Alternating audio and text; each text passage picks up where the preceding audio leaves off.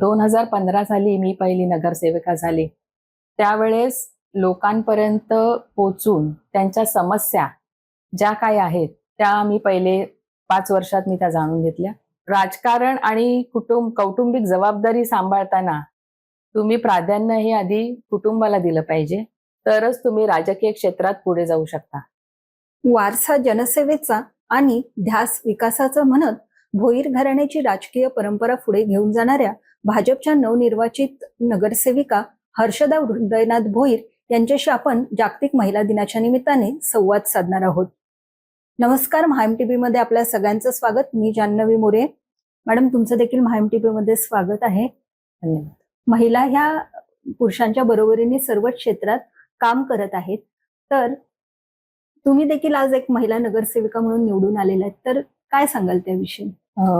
एक नगरसेविका महिला म्हणून मी जेव्हा निवडून आली आहे, तेव्हा नक्कीच मला अभिमानास्पद आणि प्रेरणादायी वाटते की आज पुरुषांच्या बरोबरीने महिला ज्या कुठल्याही क्षेत्रात, एक क्रीडा क्षेत्र म्हणा किंवा उद्योग क्षेत्र, त्याच्यानंतर अनेक इतर विविध कार्यक्षेत्रामध्ये महिला ही पुरुषांच्या बरोबरीनेच काम करत आहे आणि कदाचित त्यांच्या जास्तही पुढे जात आहेत. तर नक्कीच की महिलांना ही एक संधी आहे आणि ही संधी त्यांनी नक्कीच बजावावी की समाजात त्यांना चांगला वाव मिळणार आहे. एक महिला म्हणून महिलाचे जे सशक्तीकरण आणि त्यांचं सुरक्षा ह्याच्यावर आपण जास्त भर देऊन ते काम आपण करायला हवं. डोंबिवलीच्या राजकीय पटलावर भोईर कुटुंबाची एक स्वच्छ अशी प्रतिमा आहे. हा वारसा तुम्ही पुढे कसा घेऊन जाणार आहात? आपल्याला माहितीच असेल की माझे सासरे सुधामरी भोईर हे 2 वर्ष सरपंच होते, त्याच्यानंतर पंचायत समितीचे 2 वर्ष सभापती होते आणि जिल्हा परिषदेचे अध्यक्षही होते. तर त्यांनी केलेले हे कार्य की इतकं म्हणजे महान आहे कार्य त्यांचं की समाजातील सगळ्या लोकांना त्यांनी खूप मदत केलेली आहे. त्यांनी इतर समाजातल्या सगळ्या लोकांना आणि इतर दुसऱ्या लोकांना सुद्धा पद मिळवण्यासाठी खूप प्रयत्न केलेले आहेत. काही नगरसेवकांना नगरसेवक पण बनलेले आहेत. आणि दुसरं म्हणजे माझे दुसरे सासरे पंडित हरी भोईर हेही कल्याण डोंबिवली महानगरपालिकेमध्ये उपमहापौर होते. नगरसेविका म्हणून ही तुमची दुसरी टर्म आहे. पहिल्या टर्मचा अनुभव आणि कोविड काळातला अनुभव तुमचा कसा आहे? 2015 साली मी पहिली नगरसेविका झाली. त्यावेळेस लोकांपर्यंत पोहोचून त्यांच्या समस्या ज्या काही आहेत, त्या मी पहिले 5 वर्षात मी त्या जाणून घेतल्या. त्याच्यानंतर त्यांच्या समस्येचं निराकरण करण्याचा प्रयत्न करून जवळजवळ 2020 पर्यंत आम्ही जी काही कामं होती, लोकांची कामं होती किंवा वॉर्डामधली जी काही कामं होती, ती आम्ही पूर्णपणे सगळं 100% कंप्लीट केलं. आता मूलभूत सुविधा म्हटल्या तर रस्ते, पाणी, त्याच्यानंतर गटारं आणि आरोग्य आणि शिक्षण याविषयी आम्ही खूप म्हणजे त्याला प्राधान्य देऊन पूर्ण जय हिंद कॉलनीचा जेवढा माझा भाग होता वॉर्डमध्ये पूर्ण काम 100% आता पूर्ण झालेलं आहे. कोविड काळ हा सर्वांसाठी आव्हानात्मक होता.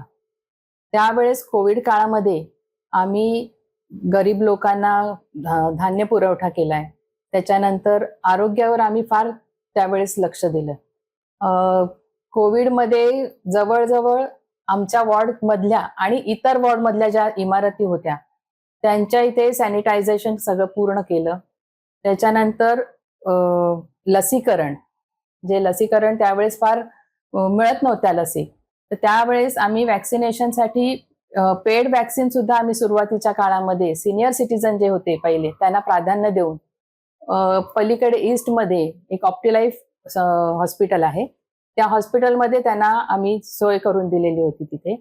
त्याच्यानंतर एक डॉन बॉस्कोमध्ये आम्हाला उलट सगळ्यात शेवटी आम्हाला केंद्र मिळालेलं होतं. लसीकरण केंद्र हे कल्याण डोंबिवली महानगरपालिका या प्रत्येक त्या नगरसेवकाला देत होतं, पण आम्हाला मागणी करून सुद्धा त्यावेळेस मिळालं नाही. ते शेवटच्या क्षणाला आम्हाला मिळून सुद्धा आम्ही बऱ्याच लोकांना, म्हणजे नुसत्या वॉर्डमधल्या नाही, इतर कुठल्या बाहेरच्या लोकांना किंवा बाहेरच्या ज्या कोणी बाहेरून येत होते त्या लोकांना आम्ही लसीकरण तिथे दिलेलं आहे. तुमचे पती हृदयनाथ भोईर हे देखील नगरसेवक होते. त्यांच्या कामाच्या अनुभवाचा तुम्हाला कसा फायदा होतो? माझे पती हे 2011 साली नगरसेवक झाले आणि त्यानंतर त्यांचा असलेला जनतेशी संपर्क, दांडगा संपर्क आणि जनतेची छोटी छोटी कामं देखील त्यांनी अगदी शिताफेने पार पडलेली आहेत. त्यांचा स्वभाव हा खूप शांत, कुठल्याही कामाचा गाजावाजा न करता लोकांची कामं अगदी शिताफेने ते करतात. कोणाचं लग्न असून दे, कोणाची हळद असून देत, कोणाचं मयत असून देत, हे कधीच ते सोडत नाहीत. रात्री अपरात्री कोणाचाही कधीही फोन आला तरी त्यांनी आजपर्यंत नागरिकांना मदत केलेली आहे आणि त्याचाच एक भाग म्हणून लोकांनाही त्यांना खूप सहकार्य केले आणि लोक खूप अप्रिशिएट करतात त्यांना. त्यांच्या कार्यपद्धतीवर प्रभावित होऊन मी सुद्धा त्यांच्याच कार्याप्रमाणे आता कार्यरत आहे आणि त्याचीच पोचपावती म्हणून नागरिकांनी मला आज दुसऱ्यांदा बिनविरोध निवडून दिलेलं आहे. यंदा पार पडलेल्या निवडणुकीत पॅनल पद्धतीमध्ये बराचसा नवीन भाग तुमच्या प्रभागाला जोडला गेलेला आहे. तर या प्रभागाच्या विकासासाठी तुमच्याकडून काय नियोजन केलं जात आहे? कल्याण डोंबिवली महानगरपालिकेमध्ये हे पहिलंच यावेळेस पॅनल सिस्टीम आहे की माझ्या ज्या वॉर्डमध्ये आहे ते 4 जणांचं पॅनल आहे आणि 4 मध्ये मी एक हर्षदा भोईर, रसिका पाटील, जयेश म्हात्रे आणि दीपेश म्हात्रे असे 4घांचं आमचं पॅनल आहे. आणि आता नवीन जो भाग आलेला आहे त्यामध्ये आम्ही पहिलं प्राधान्य यालाच देऊ की मूलभूत सुविधा ज्या लोकांच्या आहेत की रस्ते, पाणी, गटार आणि आरोग्य, शिक्षण या मूलभूत सुविधांचा प्राधान्य देऊन ते आम्ही पूर्ण करणार आहोत. आम्ही सगळे मिळून इथे कार्यरत राहू आणि लोकांची कामं लवकरात लवकर करून देण्याचा आम्ही प्रयत्न नक्कीच करू.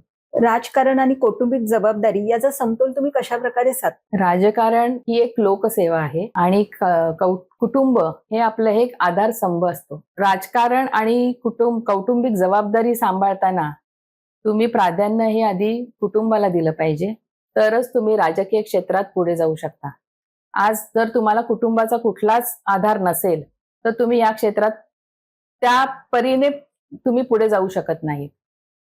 तर पहिलं प्राधान्य हे आपण कुटुंबाला धरलंय आणि ते सांभाळता आपण राजकीय क्षेत्रात पुढे जायचं असतं. तुमची राजकीय महत्वाकांक्षा काय आहे?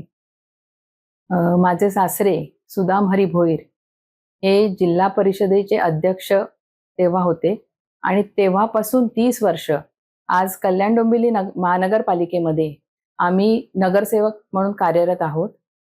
नक्कीच सांगायला आवडेल की जर पक्षाने आम्हाला जर संधी दिली तर कुठलं तरी मोठं पद भूषवायला आम्हाला नक्कीच आवडेल. धन्यवाद. ठाण्यापासून बदलापूर पर्यंत पाहिलं तर महिला राज आलेला आहे. महापालिका असो किंवा नगर परिषद, इथे महिलांचं महापौर आणि नगराध्यक्ष म्हणून निवड झालेली आहे. त्यामुळे आता केडीएमसीच्या महत्वाच्या समितींमध्ये एखादं महत्वाचं पद भूषवण्याची हर्षदादाईंची इच्छा, महत्वाकांक्षा पूर्ण होणार का हे पाहावं लागणार आहे. कल्याण डोंबिवलीतील अशाच महत्वाच्या घडामोडी जाणून घेण्यासाठी तुम्ही आमच्या MHA-MTV फेसबुक पेजला आणि युट्यूब चॅनलला लाईक आणि सबस्क्राईब करायला विसरू नका. धन्यवाद.